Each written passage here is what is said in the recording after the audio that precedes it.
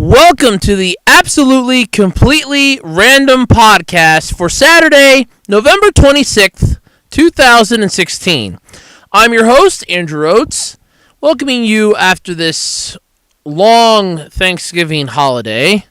We're now into Christmas. Get the shopping done, boys and girls, and hike up your socks and grab your Crocs as we're about to get wet on this ride. With me tonight, I have my special guest, Professor Sherman T. Klump. Professor, how are you? Good. I've been better, but good nonetheless. All right, that's nice to know, Professor. And Professor Klump has an announcement that he would like to make, but before we get to that, this week on the podcast, I will be talking about the Cars 3 trailer that actually dropped this week, and I actually think we're finally going to have a good Cars movie based on it. I'm going to be talking about The Intruder 3 and Sarah's new look.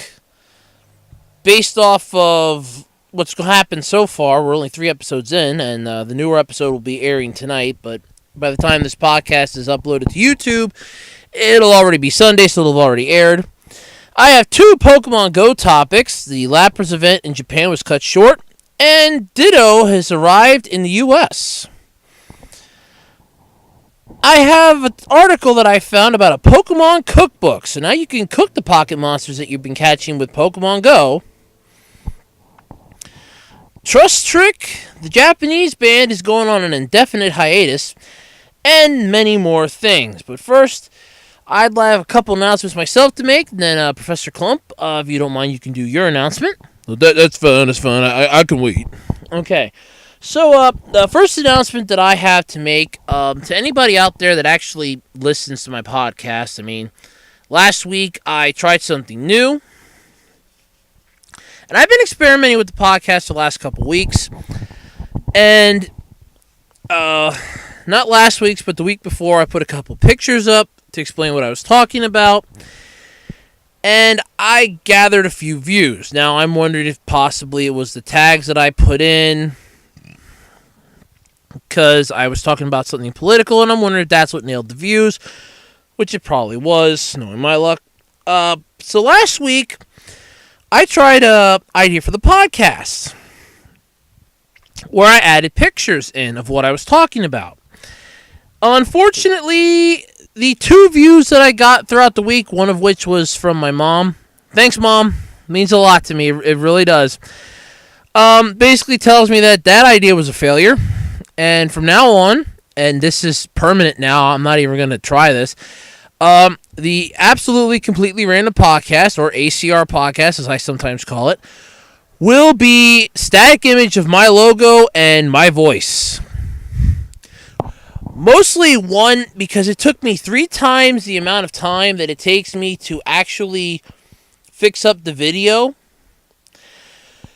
adding in the images. 3 times as long to edit it. I started about anywhere between 6 to 6:15 in the morning on Sunday, and it's usually done by about 6:45. It took me till almost 10 o'clock to get that video not only done, converted, and uploaded to YouTube. So needless to say, that is not happening anymore. I am planning another thing later on, but that is a surprise in the woodwork for now, as I'm not going to spoil everything I do.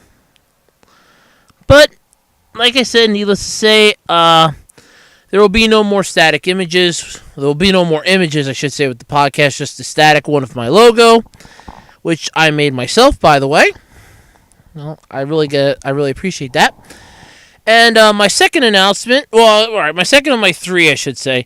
For those that haven't been following the news lately, there were 2 major deaths this week, and I really hate to do it this way, but this is the order they happened in.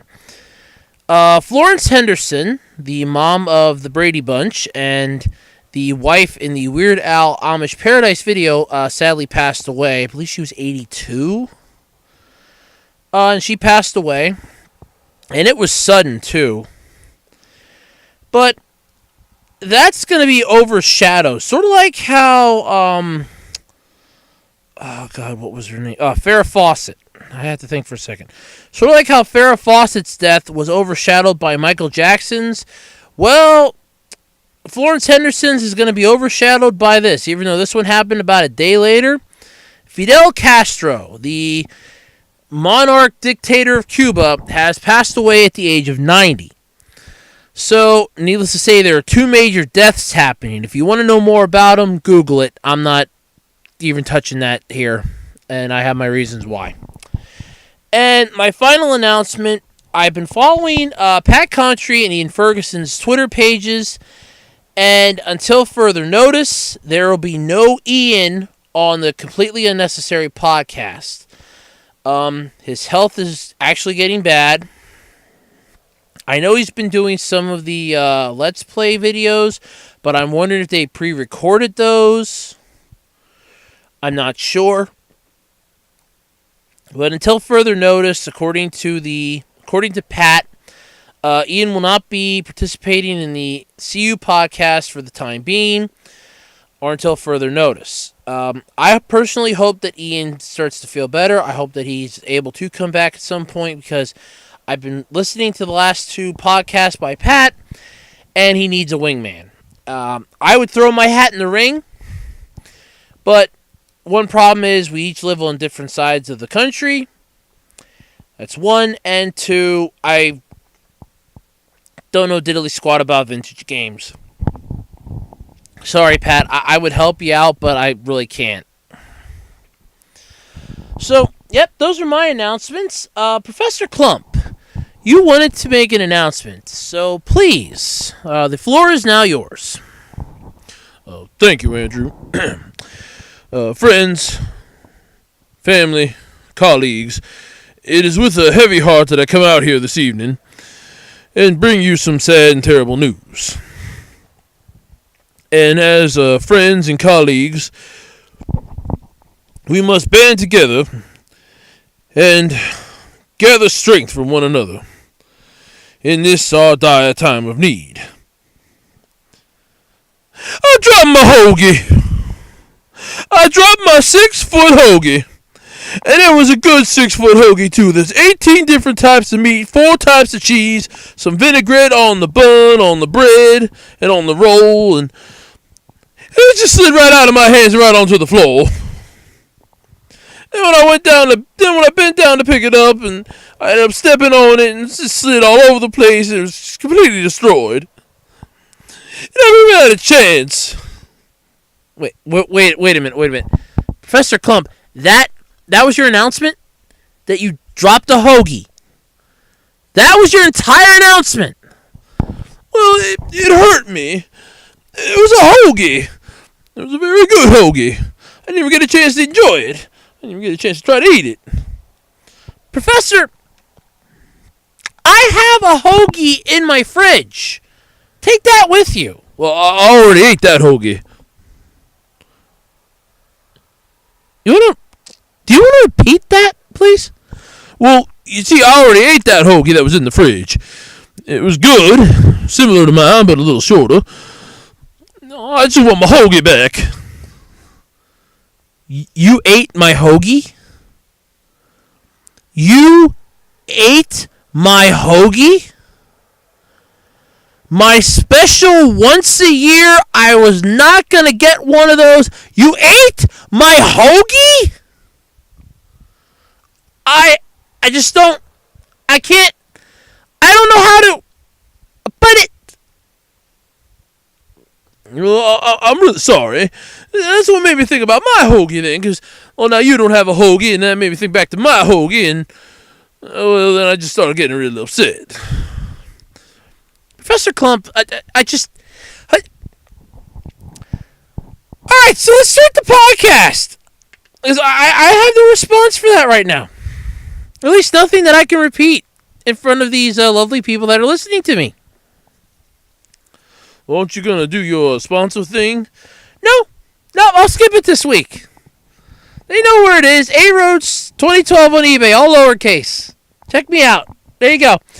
Alright, So, let's get started with the podcast. There's a lot to talk about, not a lot of time to do it. And the faster I get this done, the faster I can roast Professor Klump over a spit. And I apologize in advance for my coffee, and I'm still getting over my cold. So, Cars 3, the trailer dropped this week. And from watching it, I'm definitely impressed. It seems to me that we finally might have a decent Cars movie coming out, which really scares me, because the first one was nothing like what anyone figured it was going to be. The sequel was nothing that anybody figured it was going to be, and was very much unwelcomed at that point. And so now we have the third one. So, is lightning going to strike 3 times for this series? Well, maybe, maybe not. Based on the trailers, it's pretty much apparent that Lightning McQueen's going to get his ass kicked. Because in the trailer, he's pretty much getting banged up as he's rolling sideways on the track. That's not a good sign. I watched racing for a few years, so if a car's rolling on its side on the track, that doesn't signal good. So, based on that, I mean, it wasn't that long of a trailer. It was only like maybe 2 minutes, 47 seconds, I want to say, total. It's not a bad trailer.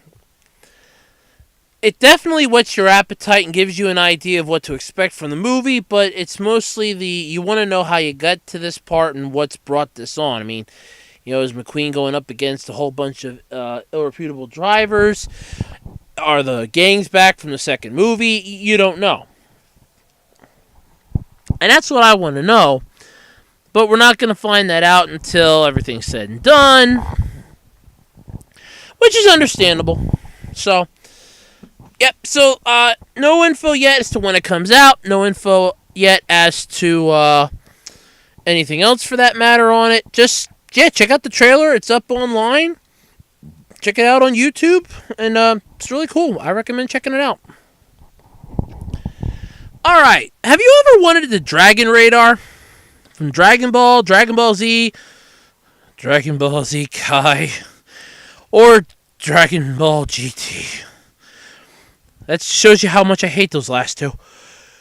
I would say Super, but I've only used it like maybe, this coming episode, and maybe the one with Vegeta. That's about it. Go figure. So, you can now get your hands on a Dragon Radar. Well, almost get your hands on a Dragon Radar. It's pre-order. But now you can actually have a fully functional Dragon Radar. Oh, okay. An almost fully functional one. For a mere 10,800 yen, or about $100 here in the U.S., Bulma's Dragon Radar is yours.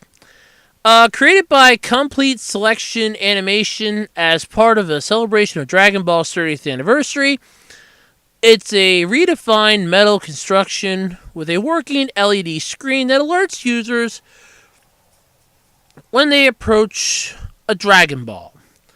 But the Dragon Balls don't actually exist in the real world, so they're not really sure in the article what that means exactly. The Dragon Radar emits the same sound effects as in the show, plus various lines from Bulma and music from the series. So, that'd be pretty cool. My guess is when you turn on, you probably hear the Dragon Ball theme, do-do-do-do-do-do-do-do-do. That's probably what you hear. So, I'd be fine with that. So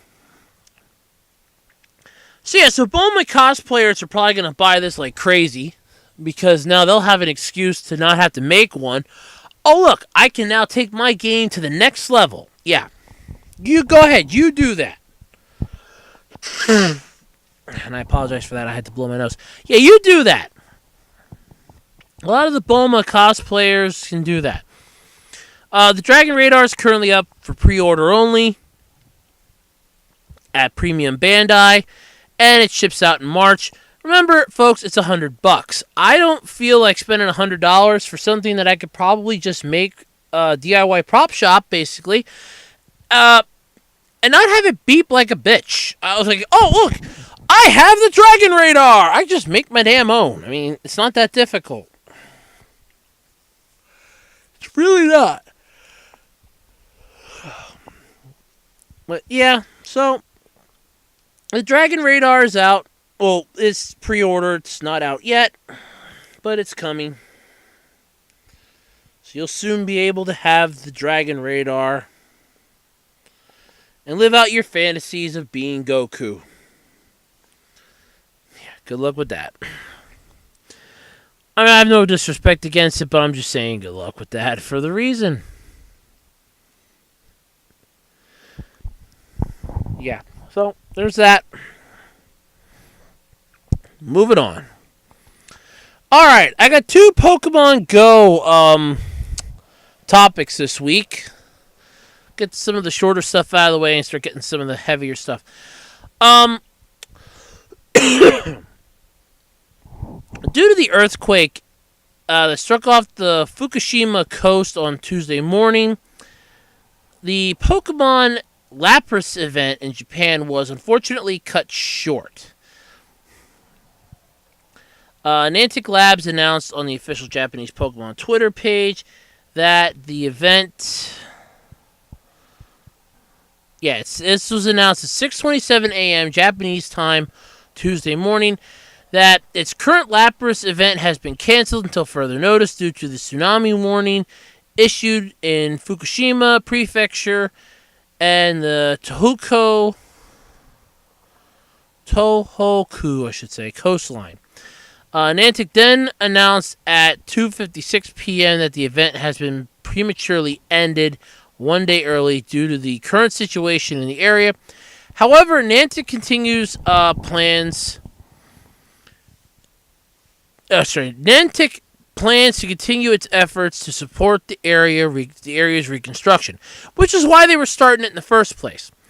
The 6.9 magnitude earthquake struck off the coast of Fukushima on Tuesday morning around 5:59 a.m., which kind of scares me. It took them about 28 minutes to issue it took about 28 minutes for Niantic's, for the Pokemon Go Twitter account, the Japanese one, to issue a statement. That's scary.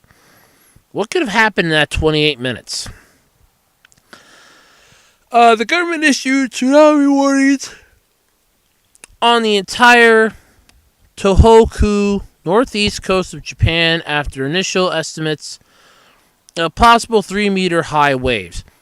I remember when they got hit with the earthquake that caused the major tsunami and flooding years ago, and I remember watching the TV hoping for a big 30-foot wave to wipe Hawaii off the face of the earth. And you know what we got? Squat. That was a waste of an afternoon for me. The Pokemon in-game Lapras event was planned to go until Wednesday the 23rd.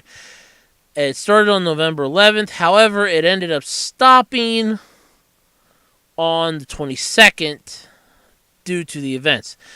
The Japanese government later lifted its tsunami advisories at around 2 p.m. Few injuries, and happily, and I do mean this, thankfully there were no fatalities reported so far, according to the article. Now, this article came out was posted on Tuesday at 1:10 Eastern Time. So I'm extremely happy that no one was hurt. There were no injuries. That really makes me feel good, because a lot of people got hurt and a lot of people died in the first one, and I'm really glad that no one got hurt this time.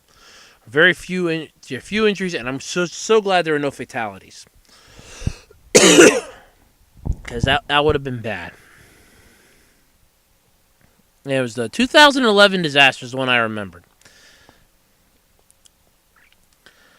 Let's see here. The event offers increased numbers of Lapras in parts of the coastal regions of Iwate, Miyagi, and Fukushima prefectures, and one of the event's stated goals is to boost the economy of the areas hit hardest by the 2011 Tohoku earthquake and tsunami.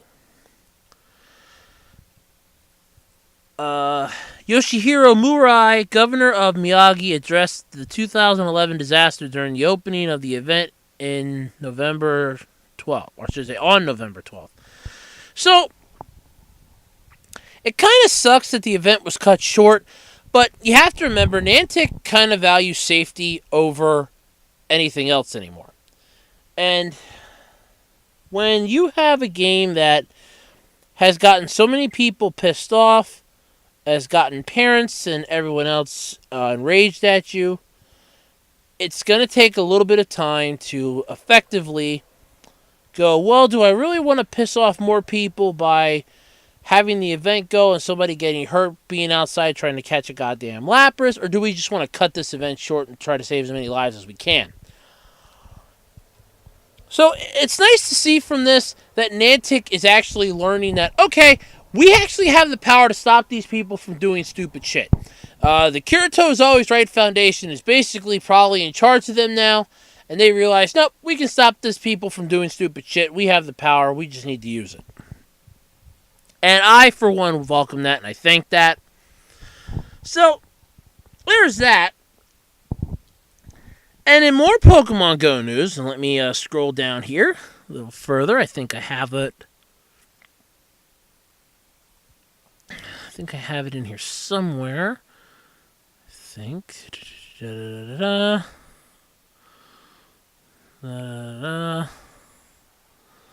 Okay, I don't have it. Well, anyway, this week, believe it or not, I know that is not a stupid joke from the believe it or not, it's just me thing. Ditto is now available in the US. And I know this for a fact. Pretty sure it was like a couple weeks ago, I said about how when I go down to do laundry, I usually walk my one friend's phone while my mom does the laundry. Because she can't really walk the streets where the laundromat is because she works at the dry cleaner. So it kind of works out well. Yeah, I'll walk your phone around for you. I'll get a little bit of exercise, and at the same time, I'll catch you some Pokemon. I have no investment in the game because it's not mine that I'm using. I'm walking hers. So, it was Wednesday. I finished up. I was done with work. I came home. Quick went down to the laundromat. And lo and behold, I'm thinking to myself, well, let me just ask if she wants me to walk around. All of a sudden, I was like, yeah, because I knew that they were doing this double candy, double Stardust thing.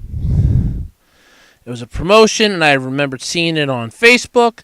So I'm like, yeah, she's probably going to want me to walk her Pokemon around if her husband doesn't have her phone. And I'm glad that he didn't, because I ended up catching Ditto. And it's kind of neat how Ditto gets caught. It could basically hide as any Pokemon. And what happens is you catch the Pokemon, and it can change into Ditto. Now, I don't know if it's a random chance, which I'm assuming it is.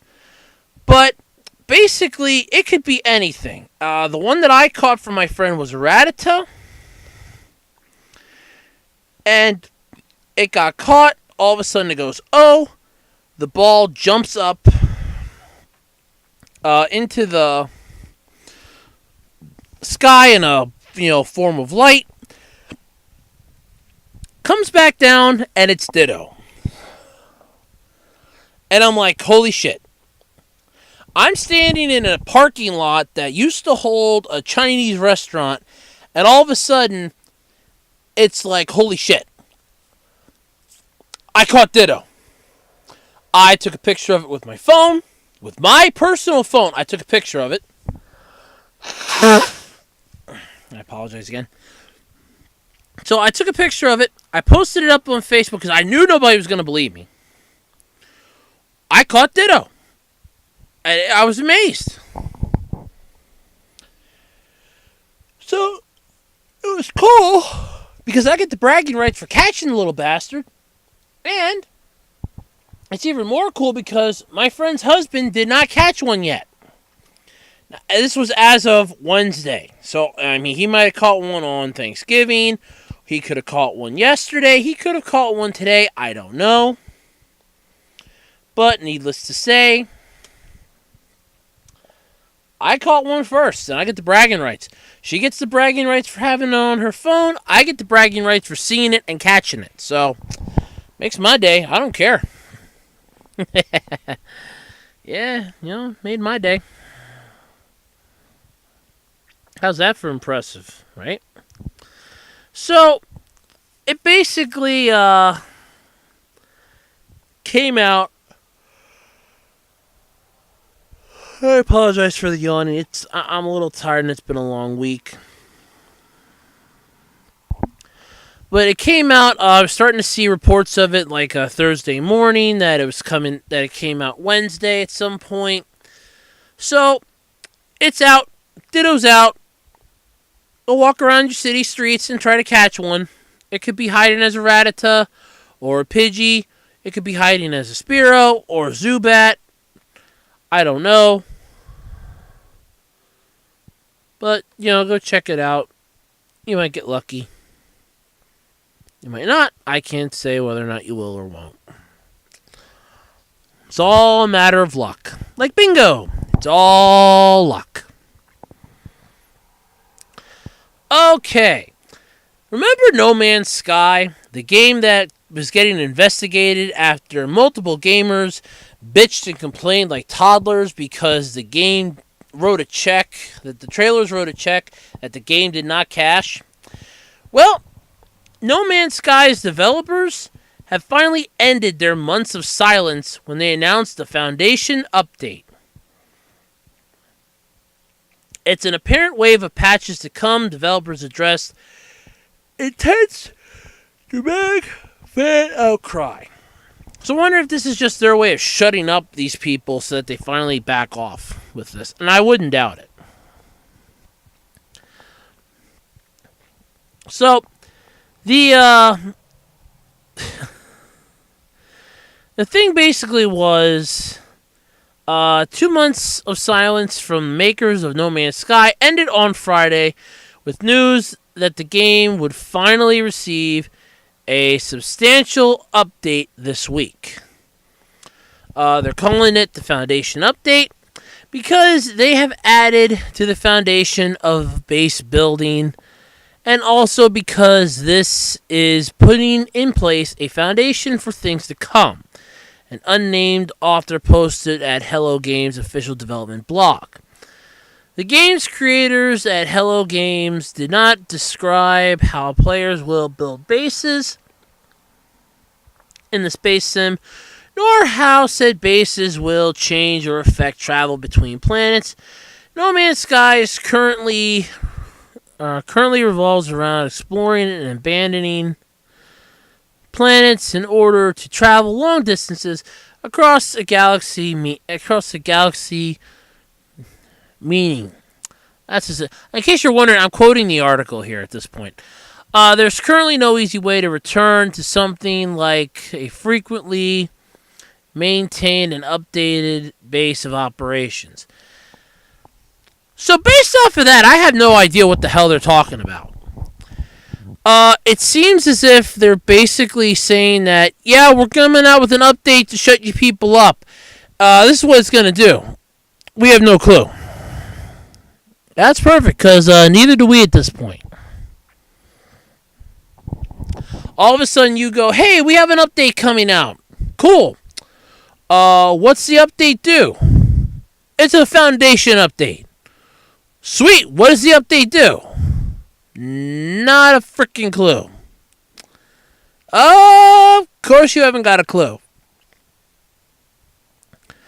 So I could see some problems with this. I'm wondering if this might be their way of trying to get the people that were suing them or the people that were investigating them to back off.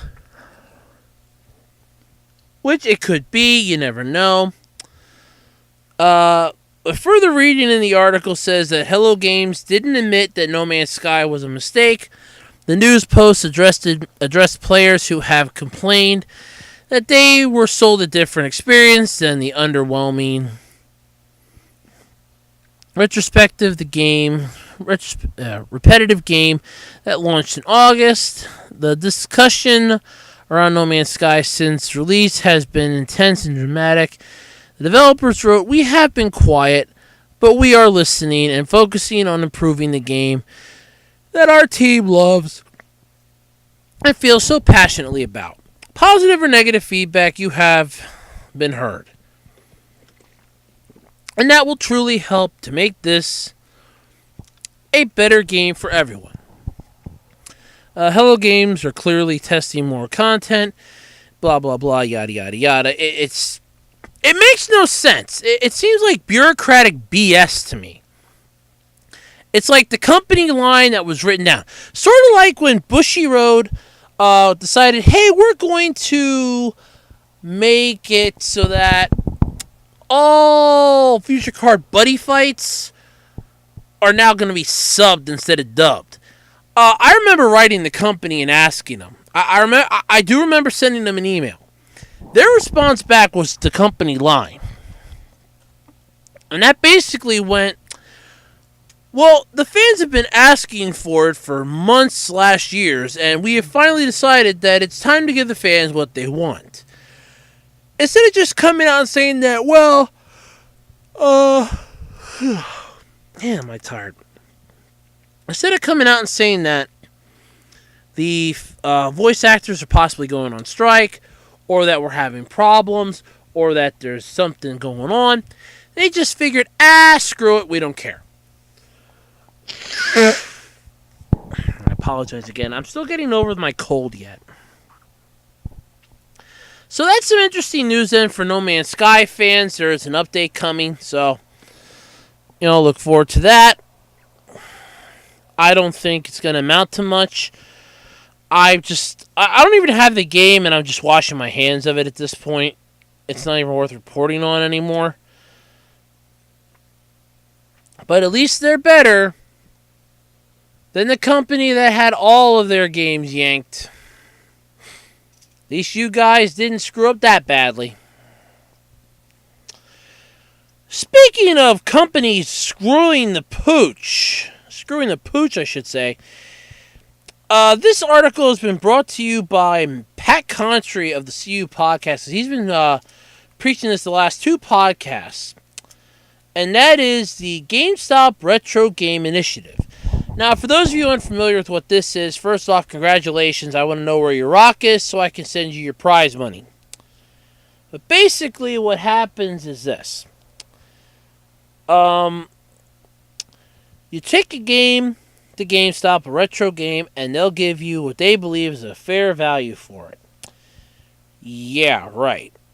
They started dealing with the retro games, so like N64, Sega Genesis, PlayStation, stuff like that. Super Nintendo, regular Nintendo, ones like that they have now started to deal in. Which is great. So that basically means that if you weren't happy with your game to begin with, or, I want this game, well, now you can officially just go to GameStop. Trying to put the little mom and pop businesses out of business. Like Microplay or Luna. Yeah, God forbid GameStop becomes king of the world. It's like Walmart all over again. But the problem is, with this, it came out that the staff isn't really trained in regards to retro games. The staff has no clue what they're doing. Very few of the games are tested. A lot of them are proven to be fake. And the kicker to this came to Pat in the form of an anonymous letter. Well, I shouldn't say anonymous. It did have who it was from, but Pat redacted the name. Mostly to keep them safe, and I don't blame them for this after what they spilled the beans on. Apparently, when you take a game into GameStop, originally with the Nintendo DS games, they would take the game out of the case and throw the case in the trash. In the literal trash. So did you want Pokemon Pearl with the game case, possibly with the instruction booklet? You did? Oh, well, you're shit out of luck there, kid. Or, God forbid, I remember there was a game that actually had a code or something on the back, hidden in pictures, that you needed for the game. Well, congratulations, you don't get it. And what was worse is that the code was different depending on which game it was. And they apparently were throwing those games away because it was for the DS. So, yeah, that's great. They were throwing those games away. They were throwing out those cases. They would throw up PlayStation 2 cases, Xbox cases, Xbox 360 cases. They were just throwing the cases right out the door. But that's not the most disturbing thing about this. Because, now, what that basically would disturb a retro gamer is, they're going to destroy the box and the book. No, what disturbed what disturbed me, I should say, was what they do with accessories. Now, I bought a couple accessories from GameStop. Happily, I never had to return that many of them. There's only 2 that I had to return, and they were both light guns. And they were light guns because they didn't work for my TV. Oh, how I wish I had kept them. Turns out, when you take an item back to GameStop that's an accessory that doesn't work, instead of, opening it up, trying to see what's wrong with it, and fixing the damn thing, nope. According to the anonymous source, they stick it in a box. Then once a month, ye old district manager comes by with ye old hammer and just goes to town on it. That scares me. Did they do these to game systems? As if they did, those PS2s that I traded in, they probably got destroyed by the hammer. Those light guns were probably destroyed. And that's what makes me sick. Somebody could have got, let's say you bought a charger, but realized, it was the wrong charger. It wasn't a DS Lite charger. It was a DS charger. Or it wasn't a 3DS charger. It was a DSi XL charger. Or a regular DS Lite charger. And you go to take it back, and you explain that to them. So what? They're going to cut the cord, they're going to shove it in a box, cut the cord, and then just smash the little thing? All because you screwed up and got the wrong thing? They can put that bastard right back out on the shelf again, pre-owned. So that scares and horrifies me. And this is a company that, for years, had good games. Had great service that I never had a problem when I went there. I always got good games, cheap, good games that I enjoyed, and games that I just loved. I am flat out appalled when I find out that, nix to you, is we don't care. And that's what worries me mostly. They don't care. Okay, so if they don't care, why should I? Okay, so you're just going to smash it? I'm just going to put it up on eBay. 4 parts doesn't work. There you go. Hey, look, I saved one from your wrecking crew. This is one that your hammer of death didn't get. And that's what sucks about this. Because they're basically just going to up and destroy it. Which saddens me because it could be fixable. You don't know what the problem is. It could just be a simple wire may be loose. And all you have to do is just fix the wire. Just like maybe a little bit of resoldering. Nope. In the box. Smash with a hammer. Scares me. So you have that. You have the fact they have untrained employees. I think it's just time for GameStop to just fold up. I think it's time for them to just admit, hey, we got too big too fast.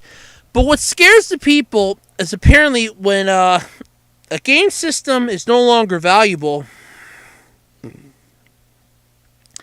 they destroy the games. So like the Nintendo DS, the PlayStation 2, the Nintendo GameCube, the Xbox, and all those, The games weren't thrown in the trash. They were destroyed, then thrown in the trash. So that really saddens me. And then you have the dumpster diving people. They'll just go right into the trash can, pick the stuff up, go right back into GameStop and sell it. But you can't stop them. You can't condemn them because, hey, they're trying to tell you that this is worth something, stupids. It's not their fault that you don't want to understand the concept of, oh, look, this might actually be worth something. Somebody was willing to jump through our trash to get it. But, yeah, that hurt me when I found out about it. It scared me when I found out about it.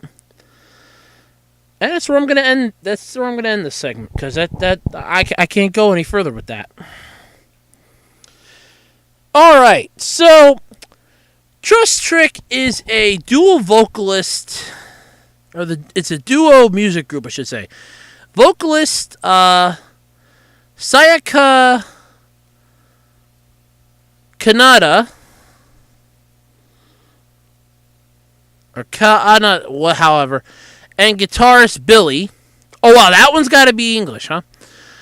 They're pursuing solo separate careers, but not before finishing up their Trick tour in Tokyo on December 17th.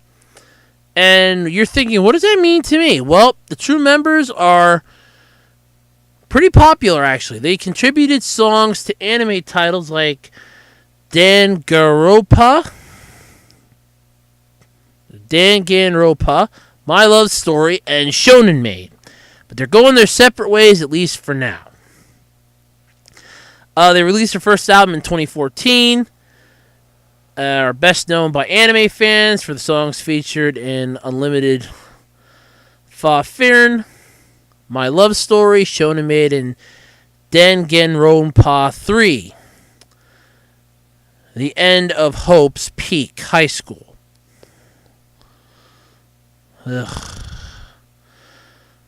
Kanada, the daughter of Japanese pop singer Sayako Matsuda, played Anna in the Japanese dub of Frozen. Yeah. An individual statement, Sayaka said her heart was full of gratitude for Trust Trick fans, while Billy said he would work hard to stand and perform in front of others and in front of everyone again. Their tour kicks off on the 26th in Sendai. We'll take them to Aichi, Fukuoka, Osaka, and Tokyo for their swan song. So, I've never heard of them, basically, but I thought this was interesting because you don't really hear much about musical groups in Japan going on indefinite hiatuses. You mostly hear about anime or manga creators going on a hiatus, but not much on the frame of, oh yeah, I'm part of a musical group, we're going on hiatus, bye. Who knew? So, yep, that's that. Alright, I got a question for you. You like Pokemon, right? Well, I like Pokemon too. But would you like to eat Pokemon? Okay, let me rephrase that. Would you like to make food that looks like Pokemon, right? Okay, probably not either. Well, if you answered yes, then you might be interested in the Pokemon Cookbook. Written by nutritionist Makai Kudo, the Pokemon Cookbook is 77 pages of adorable and themed foods. Some of the things it shows you how to make are Pikachu Happy Face Cake, that's seen on the cover of it, Regigigas rice with peppers, broccoli, and shimeji mushrooms used for design, and Giratina Italian pizza. Ooh, unfortunately it comes with eggplant and peppers for the design. That kills it for me. A lot of the dishes have a clear Japanese cuisine influence, which of course makes sense because it's from Japan. And it is how we have dishes like Pikachu cold ramen noodles, Pokeball sushi roll, and Munchlax box lunch. Ugh! The name puns! So much puns. Not all the dishes are specifically Japanese though, which is you also get a Pikachu creamed corn, which that doesn't even sound tempting. The aforementioned pizza and Diglett Potato Field, where Diglett gets made out of hot dogs. Well, my mom's a fan of Diglett, but she's not a fan of hot dogs, so she'll be out on that one. There are 24 different meal recipes, and then 13 dessert recipes. The desserts look like something you'd get at a specialty cake shop or specialty cafe in Harajuku, with options like slowpoke strawberry mochi balls, kombi banana trifle, and chimchar apple cake. The recipes in the book are all brightly colored and eye-popping, and Professor Klump, stop drooling on my shoulder. I can feel it from here. Oh, well, sorry, Andrew, but she sounds so delicious. So delicious. So, can I get the book now, or do I have to send money in and then get it? It doesn't really say in the article, I don't think. Yeah, it doesn't really say. Oh, here we go. It comes out December 6th, just in time for the holidays. And with all the baking that tends to occur during this season, it's hard to look at all the pictures in this book and not get hungry. Yeah, right. So, yeah, because Pokemon has many young fans, the book also has some tips for them, like teaching them about the importance of being careful cutting, why they'd want to wear an apron.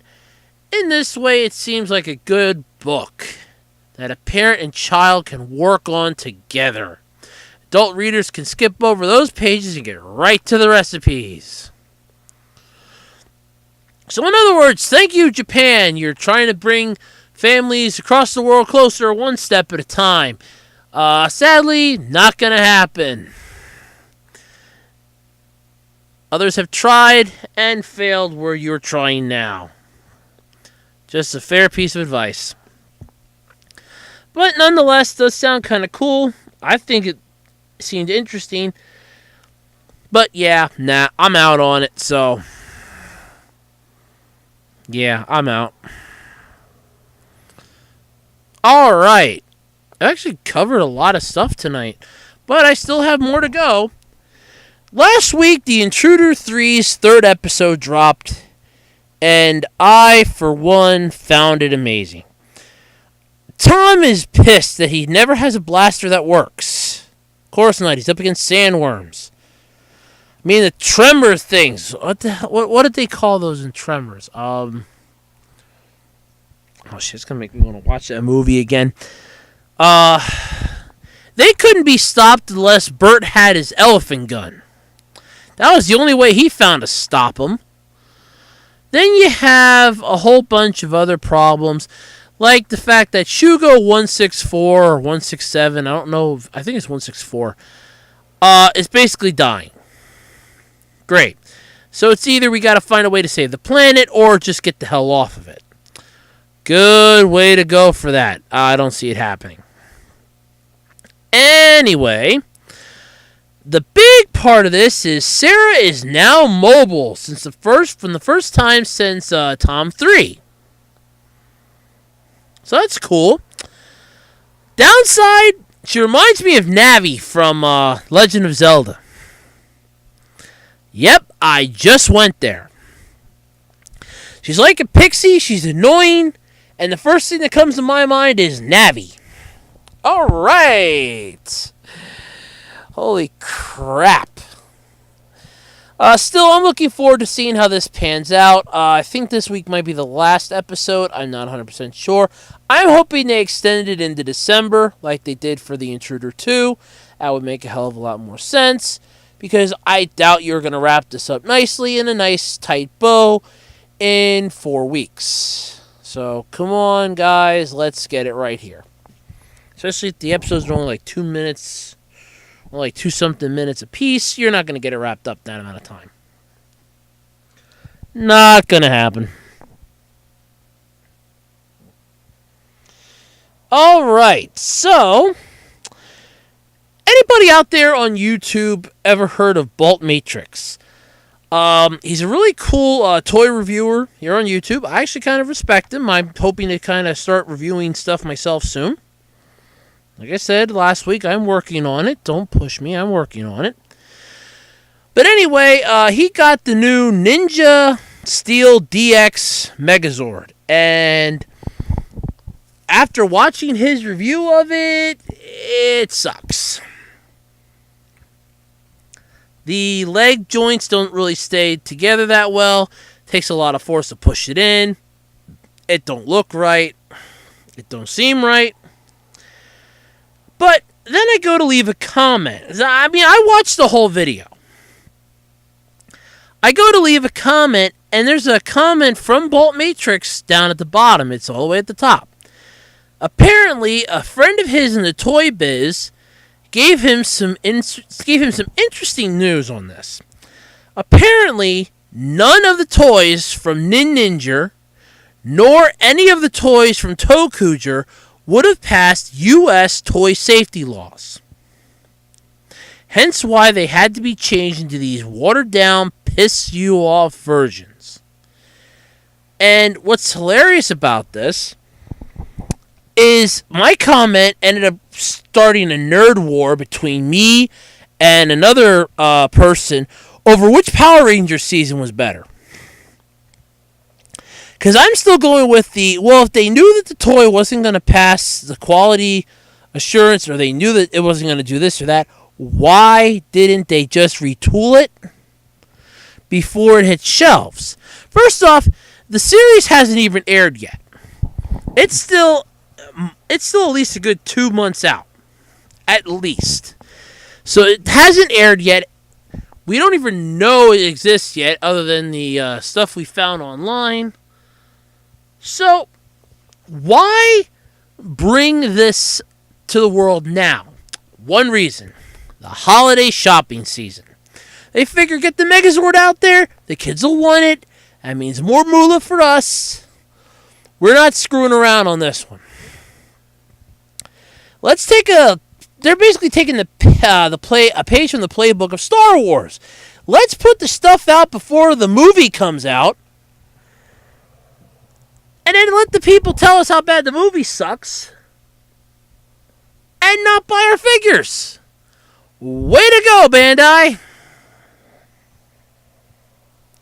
So that kind of sucks, but at the same time, it's understandable. But I still go with why didn't you just retool the damn thing? If you knew it wasn't going to pass, why not just retool it so that it would pass? I don't know. Like I said, my comment started a nerd war. So I don't really know what to say. Other than it's crap. And I will stand by that to the end of time. It's crap. Still waiting for the Legacy Shogun Megazord, though. If you guys screw that up, I will be pissed. And I mean that. I will be pissed. Alright. Believe it or not, that's actually everything I have on the podcast this week. Holy crap. Both my little pieces of paper are empty. I talked about everything. Professor Klump, how do you feel about eating my hoagie now? No, I shouldn't have eaten your hoagie. I should have been more careful with my hoagie. Your hoagie was just so sweet and tasty, and it was right there. And hey, you know you owe me a hoagie now, right? yeah, I owe you a hoagie. You'll get it after. Yeah, you'll get it. I was gonna say I'll get it after what? I didn't. That's what I thought, Professor.